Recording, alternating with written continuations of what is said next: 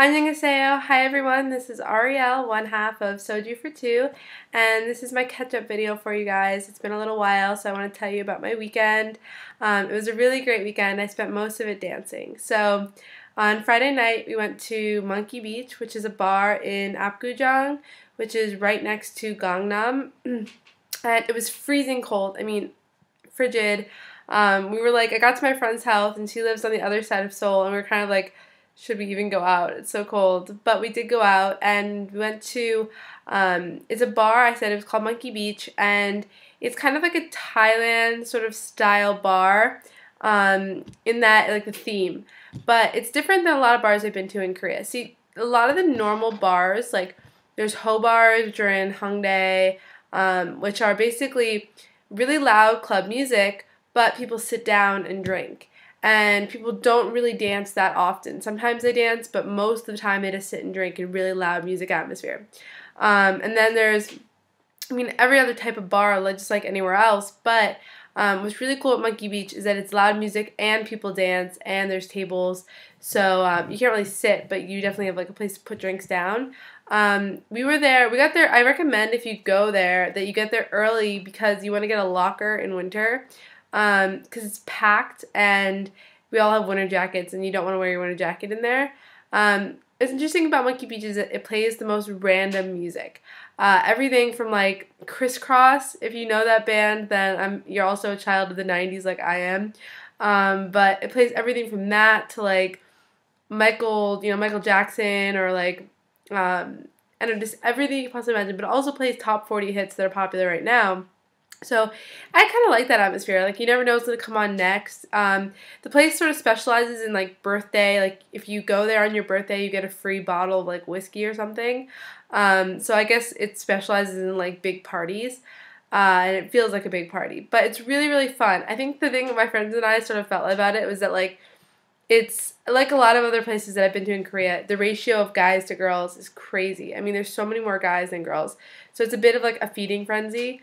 And I tend to think of these things in, like, anthropological terms, so it feels that way. Like, there's just so many guys, and they all just want to dance with you, and, as the night goes on, they become a lot sloppier and a lot, like, sillier, but it's just a lot of fun, like, just to, I don't know, I just like the environment of just, like, crazy, so many people, and it's fun to dance, and for me, that's really what, like, I love to do, so it's a cool environment.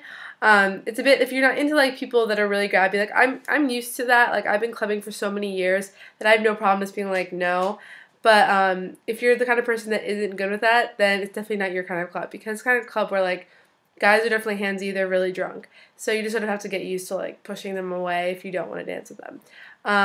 And, yeah, it was a really cool environment, though, so I really, really like that club, and it just feels fun, but it's, like, a little bit hard to get to. You have to go to Apgujeong station, you go out exit 2, you walk for like 10 minutes straight, and then at a Paris croissant, not a Paris baguette, you make a right, and then the first left, and then another right. So it's a little hard to get to, and the website's image is like compacted, so it looks like it's really close to the station, but it's not, so you have to be careful about that. Luckily, I'm pretty good with directions. Once I see a map once, I can figure out where I'm going, so, I don't know, it's really definitely fun, definitely worth it, and I think it's definitely a place I'd love to go to in summer as well. And then Saturday night, it was UMF, and UMF is Ultra Music Festival in Korea, and this is the road to UMF. Apparently the big UMF concert is in June, and it's basically like all DJs, and it was amazing. So it was held at the Jamshil Olympic Indoor Stadium, and it was packed, and it was freezing cold, and everyone was waiting for it, and there was a lot of, it was sort of interesting because it definitely had, just a couple big vendors, or like sponsors. So like T-Money sponsored it. So T-Money is how you pay for the subway and buses here, and like taxis, but it's also like at this event, in order to buy anything, you had to use T-Money, which we didn't know beforehand, but they had places where you could refill your T-Money, no problem, for us, but if you don't know what T-Money is, it could be a little bit confusing. So everything you had to pay, from co-check to drinks, everything you needed T-Money. And also with drinking, like, they only, at the bars, they only offered a few drinks that were sponsored. So, I mean, for my friends, that was kind of annoying. For me, whatever, I just drink water. So I don't really care. But if you're, it was just like a little bit, I think some people were a little disappointed in that.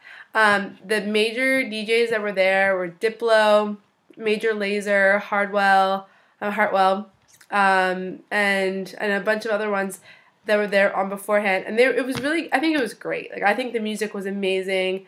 The atmosphere was just crazy, and there's so many people there. I mean, I just had a lot of fun.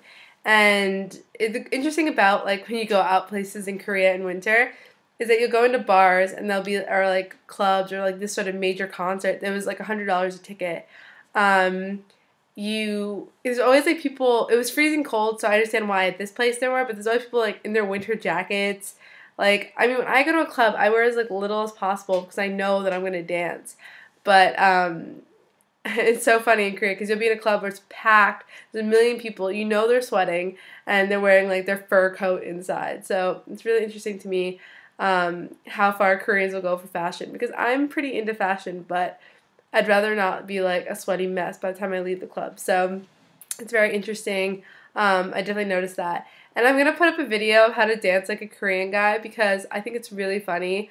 It's not that it's funny, it's not that it's bad. I just think that like Korean guys have this really interesting dance that's so like hips and like a fist pump and amazingness. So I just have a lot of fun dancing at clubs here.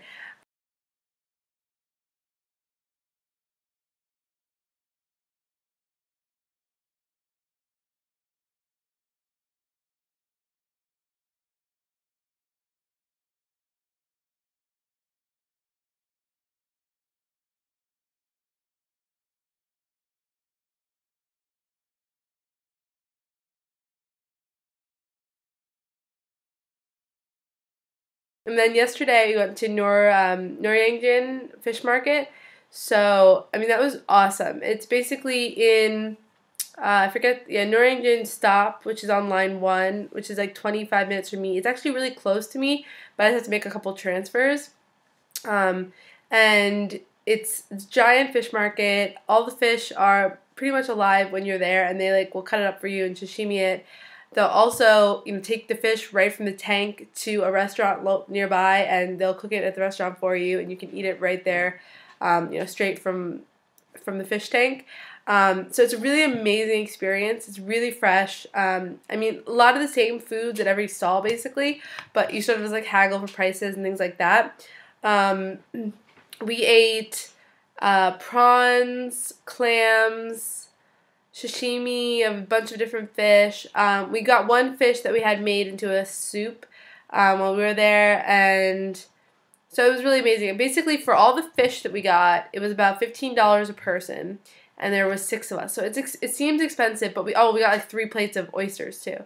So it seems like a little bit expensive, but it's not at all because we got so much seafood. And then for the service fee for the restaurant for drinks, we got, like, I drink soda, my friends all drank like soju and beer and rice and stuff like that. The service fee was about $10 a person. So basically it worked out to like $25 per person for the whole meal. And for the kind of feast that we had, I mean, it was really, really reasonable. $25 in New York for a plate of oysters that's it. But we just had so much food. So it was amazing and really delicious. So I definitely recommend it. It's a must-see if you come to Korea. You just have to go there and experience it. It might be a bit of culture shock for some people. I don't know, like they're cutting up fish heads right in front of you, and I'm used to that. I grew up going to the beach every summer and eating food like that. But if you're not used to it, then it could be a bit shocking. But I think it's wonderful, and it was so fresh and delicious, and I was really, really pleased with that.